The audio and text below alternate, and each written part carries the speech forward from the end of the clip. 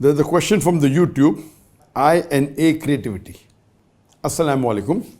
My name is Isbah from Pakistan. Why don't you give public lectures as you used to give before? The question asked by Isbah is that why don't I give public lectures as I used to give before? The answers can be divided into 2 or 3 parts. Number one, I remember when I started doing dawa in the early 90s. I got inspired by Sheikh Didas in 1987. I was doing mainly one-to-one dawa. Then in the early 90s, I started giving public talks. And then I started traveling. The first talk I think I gave was in South Africa in 1994. My first talk outside India. And then I remember I used to give a lot of talks. I remember when I went to Kuwait in 1998. In one day, I gave 8 talks. One is immediately after Fajr early in the morning, and last talk was 2 o'clock in the night. 8 talks, 8 public talks in a day.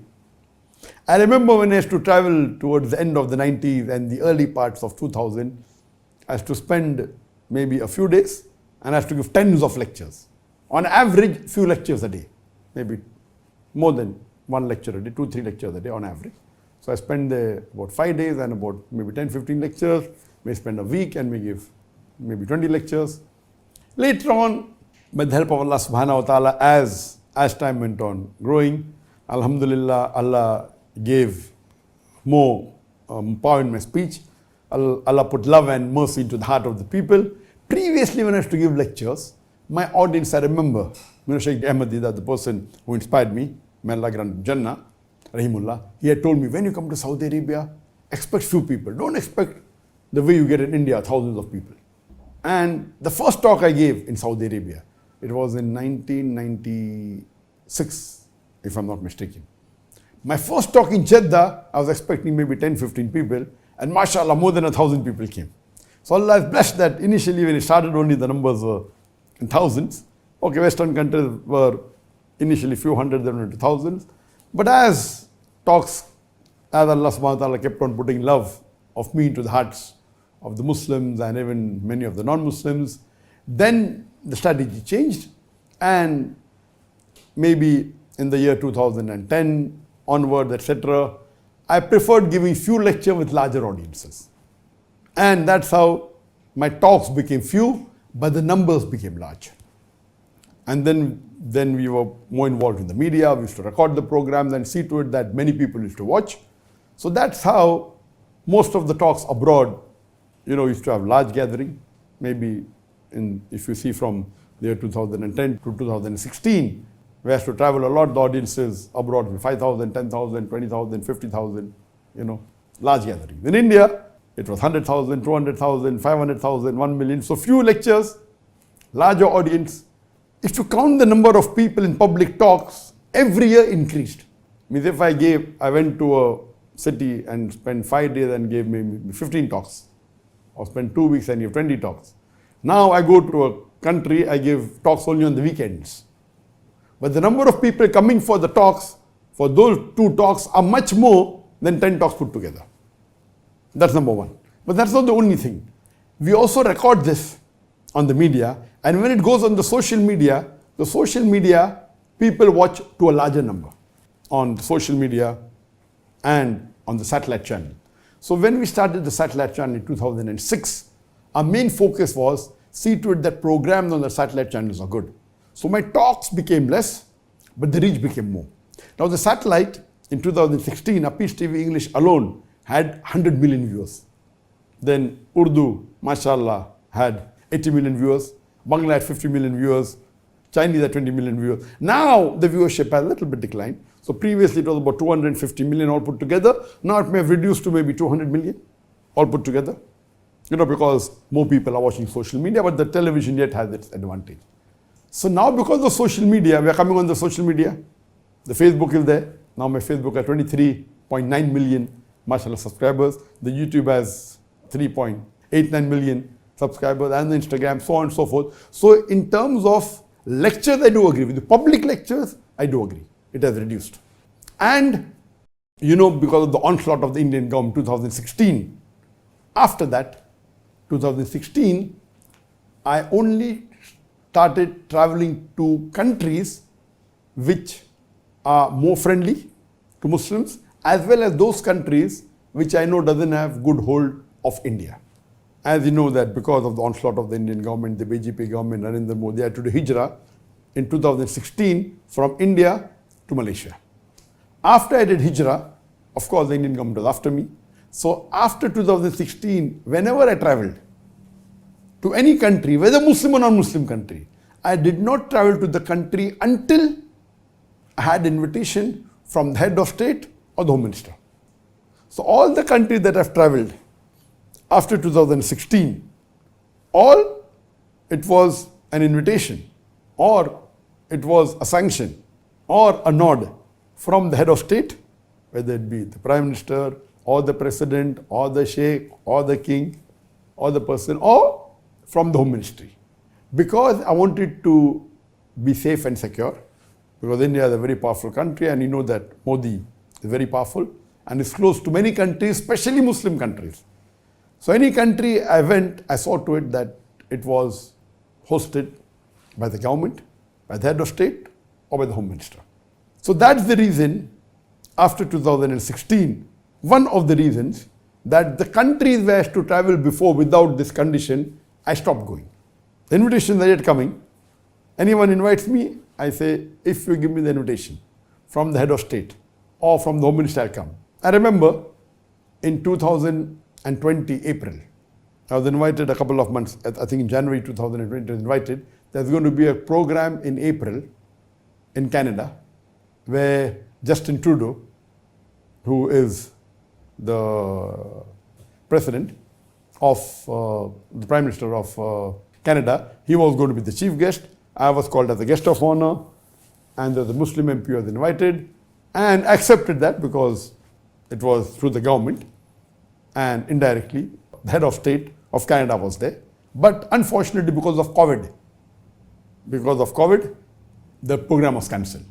So one thing that in between, okay, in 2016 I traveled to many countries, 17 I traveled, but during the span when I came and I migrated to Malaysia, I was here for 1 year rest and then I started traveling again, but then COVID came. So in 2020 and 21, I did not travel because of COVID. But one thing good that happened is I started this session as Dr. Zakir. In 2020, I remember in Ramadan, it was in April, the lockdown came in March, and I said, okay, now I cannot travel, all the programs have been cancelled, there were no talks, not in Malaysia, not outside, what to do? And I like giving talks. So we started this as Dr. Zakir, and that time when we started in Ramzan, in April 2020, I used to give twice a week.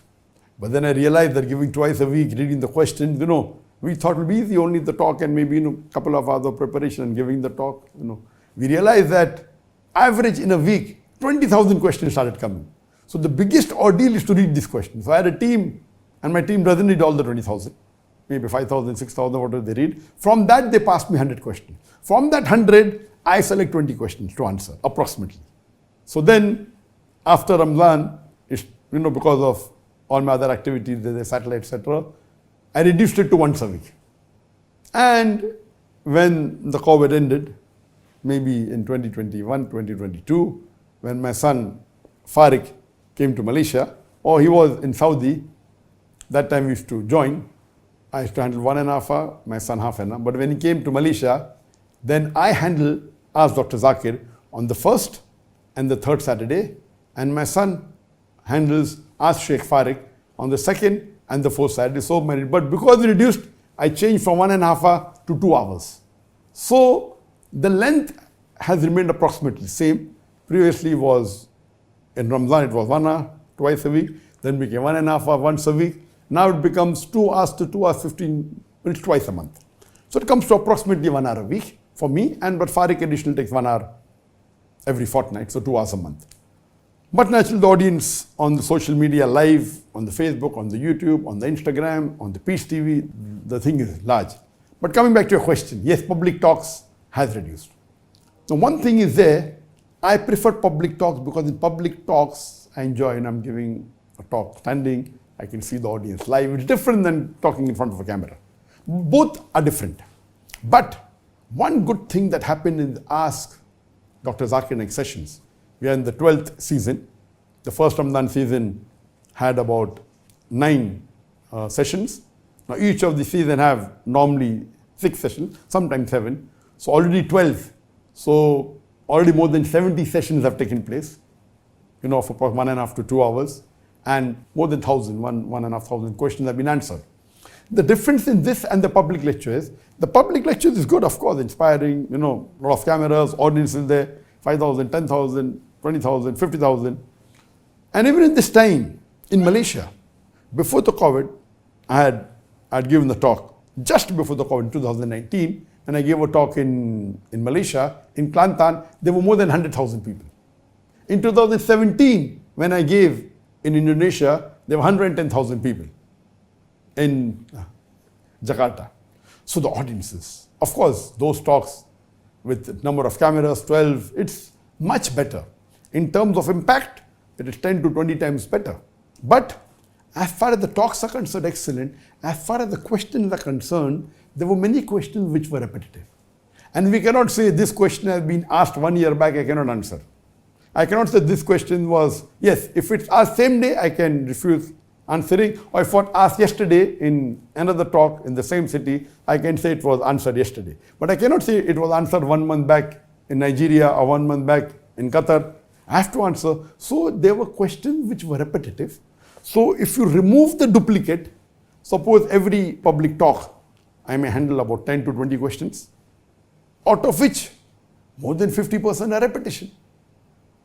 Or some questions which ask twice, some 3 times, some 10 times. So the net impact, you could say unique question, you could say 25% only. Absolutely unique. In this program, ask Dr. Zakir, the repetitions are very few. Maybe less than 10%.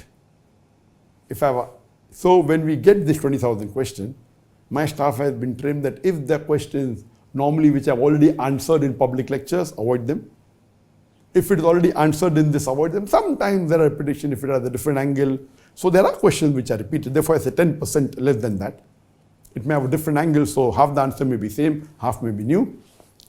So the questions are unique. So in these 3 years, 20, 21, 22, this 3 or 4 years, the question on my Ask Dr. Zakir is more information than all my questions in about 15 years of my public lecture. Yes, I purposely do not repeat what I've already given. So most of the comparative questions that I've answered in the public, I'm not answering here. Most of the common questions, it's being asked, but I'm not selecting it. So the difference in this is that which is more beneficial for the Ummah. So I feel that this question answer session, of course the impact of the audience is far better. I personally love it more. I like the audience, I get the live feel. But the benefit for the Ummah is that this question answer session has its own impact. The talk has its own impact. But the second part of the talk with the question answer session, this is better. So I feel both are required. That's the reason I have given my editors more weightage for editing the question answer session, the Ask Dr. Zakir. So both has, of course, the impact of a public lecture with the audience, with the jimmy jib. This is only with 3 cameras. That is the 10, 15, 20 cameras. And now, coming to your question again, that there was a gap for about 2 years, and when it restarted, I remember the first talk I gave was in 2022 in Malaysia in Perlis. It was the first public lecture allowed in Malaysia after the restrictions of COVID, and there the authorities put a restriction not more than 1,000 people. So 1,000 people came. It was Dr. Zakir history, Dr. Zakir Naik story, from Bombay to Hijrah to Malaysia, and it was a 2.5 hours lecture. Now the situation is that when I started sending the request, I will only accept an invitation if it's from head of state. In this year, 2024, I got invitation from about 14 countries. Normally for public lectures in 2016, 2015, I normally accept invitations, pure public lectures, about 3 or 4. 3 or 4 countries, and in the Gulf country. Gulf country was common. Going to Dubai, going to Saudi, going to Qatar was common. So besides these 3 countries where I have to go repetitive every year, additional maybe 3 countries. Now in this year, I received invitation from 12 to 14 countries, fulfilling this criteria. So I decided, okay, I will go to at least 8 countries this year. So because of that, mashallah, we recently, just a couple of months back, we purchased the best of cameras. You know, when we used to travel before to any country abroad, we used to travel with a crew of about 50 to 55 people crew. With me and my family, about 60 people used to travel. So when we went to Gambia, we went to Nigeria that time, you know, so crew used to go along. So at that time we used to travel with 14 cameras. This time we purchased again the best cameras that's available in the world. Just a couple of months back, we purchased the Sony Venice 2, which is 8.6K, and we purchased the Angina lens, which is the best lens in the world. What we did that we purchased the 7 high quality best cameras in the world, and we are continuing with these cameras that we're recording. These are the FX9, which are cinematic cameras but of a lower end. So we'll do the recording with 10 cameras, and we decided to travel with about 15, 20 people. Previously it was 50 to 60 people. Now we decided we will make the crew a bit less, so 20 people. And because we accepted the invitation, that's the reason this Ask Dr. Zakir did not happen for the last 6 months. I was away. But naturally there was Ramadan in it, there was Hajj, not only lectures. But even now I was supposed to travel to an African country, but because there was some problem and riots, that got postponed. And inshallah, it will again start from September, October, November, December, again I'll be traveling. And when I travel, Ask Dr. ZakirNaik doesn't take place because they're busy with that. So both has its pros and cons. Allah knows best. He had the Ask Dr. ZakirNaik, you know, for about 3 years. And then it reduced, it's yet continuing. Now inshallah, from this year onwards, from 2024, there'll be more public lectures. And inshallah, I hope it will benefit for the Ummah, it will benefit me in this world and also in the Akhirah. So the public lectures, inshallah, will not be the same as before in the 90s and 2000s, but inshallah go back to what we used to do in 2013, 14, 15, 16, where travel at least to 4 or 5 countries and have large audience. And we pray to Allah subhanahu wa ta'ala that now the audiences will be larger, there are new topics that have come. So the matter in terms of available to the public on the social media, on the video, on the satellite has increased multiple times more. In terms of duration, it may be similar, but in terms of uniqueness, it is more. And I also spend time in doing more research. That if these questions are asked, the selection takes a lot of time, reading takes a lot of time, and then selecting is main thing. And then we are more selecting those questions which are suppose asked by atheists against Islam, asked by those people who, while posing to Muslims, they can get deviated. So it has its own benefit. That's the reason I enjoy this session of Ask Dr. Zakir, but I also miss the program. Now what I miss, one thing wasn't asked by you, which I'm missing more, it is the peace conferences. The peace conference is something what I miss the most since I've left India, especially Bombay. The thing that I miss the most, besides my family, that's my parents and brothers and sisters, the thing that I really missed in terms of dawa is the peace conference. Other things, alhamdulillah. But the peace conference, the way we used to have in Bombay, you know, we had for many years, and the audiences used to be hundreds of thousands in one sitting, over 10 years, about 1 million people. You know, the audiences coming in large numbers, more than 30 speakers coming from different parts of the world. This we missed. And I was hoping to have this, and I spoke to a few people about which is the best place to have it, you know, which country would be the best. And unfortunately, most of the Muslim countries may not like having such large audiences and large number of speakers coming, but there's good news for you. Inshallah, after 6 months, in January, that is in the last week of January, from the 24th, 25th, 26th, for 3 days, Friday, Saturday, Sunday, 2025, we'll be having not the same level of the peace conference what we used to have in Bombay, but we'll be having the Pearl Sunnah Convention. This year, there were 6 speakers, and I spoke to the Mufti and the authorities, and they agreed this time they'll have 18 speakers. It's going to be for 3 days, and 18 speakers, international speakers, most of them who come on peace leave will be there. It will be for 3 days. It will not be the same large audience, but at least the speakers will be together. What we had done in 2022, because we didn't have a peace conference, we had a brainstorming session in Qatar in 2022, immediately after Ramadan, in April and May, for about 5 days. And we had the top duats, 14, coming and discussing about the various aspects. And this time we'll be having the Pearl Sunnah Convention after 6 months in January 2025. And inshallah, it may not have that large audience, but we expect at least 10,000 people to attend this convention. So the peace conferences that are there were large number of audiences that used to have, unlike any other conferences, it will be the largest in the world. Inshallah, Allah will make it possible that we'll have these large conventions and conferences very soon. Inshallah, in the coming years, we'll have bigger conferences with large number of duats. See to it that the entry is free, absolutely free, so more number of people can benefit from it. And I pray to Allah subhanahu wa ta'ala, may He make us instrumental in spreading the deen.